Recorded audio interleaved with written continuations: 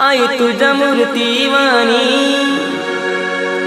या जगात मूर्ती नाही।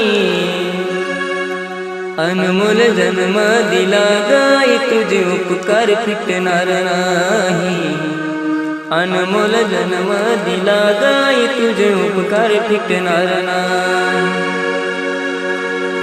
बालपणी मी खेळत खेळत बालपणी मी खेळत खेळत होत जमताना